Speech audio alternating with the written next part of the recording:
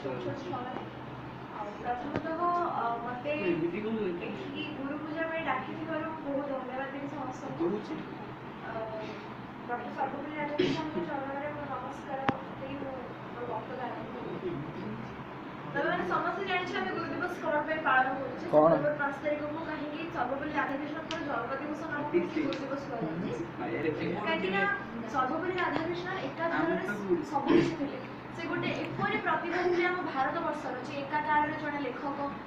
जड़े दार्शनिक तथा सी आम भारत वर्षर प्रथम उपराष्ट्रपति और द्वितीय राष्ट्रपति तो शिष्य मैंने जिते पचारि आपण कहीं जन्मदिवस पालन करूना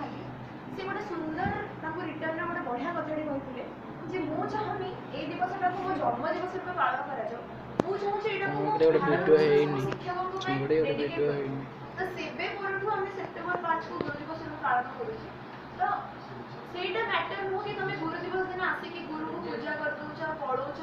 एठी आसिक गुरु को बहुत सारा चर्चा कर दोछ तुम पई सब दिन गुरु दिवस होगा दरकार प्रत्येक दिन कहीं ना गुरु के आमे जहां को छोटो कि गुरु हमके जहां भी सिखाए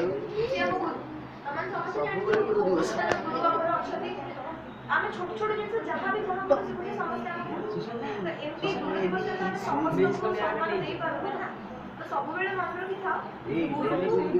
अंतरर स्नेह कर अंतरर सम्मान दे एमती गुरु दिवस रे आसे की बसी सम्मान देबाटा गुरु दिवस नुहे साजु करे गु अर्थ अंधकार जे आप अज्ञान को अंधकार रो दूरीभूत कर ज्ञान को काल को उद्भासित करते सी होचो तो वर्तमान आगुर जो गुरु शिष्य संपर्कटा थिला जो पवित्र संपर्क थिला पूर्वतन काल जो शिष्य माने गुरु मान को ब्रह्मा विष्णु महेश्वर परि पूजा करथिले वर्तमान सेटा लुप्त प्राय होई गला वर्तमान रो गुरु जे ब्रह्मा विष्णु महेश्वर हे कि नाहंती से वर्तमान फ्रेंड फिलोसोफर एंड गाइड हे गले तो से जो सब रिचुअल्स जो सब ट्रेडिशन वर्तमान हमर बंद हे जाउची ट्राई करछि कि से सब को धरि रखियो टेंशन पर कि गुरु को सम्मान दबु सेटा नुहे गुरु को प्रति गोटे प्रकृत सम्मान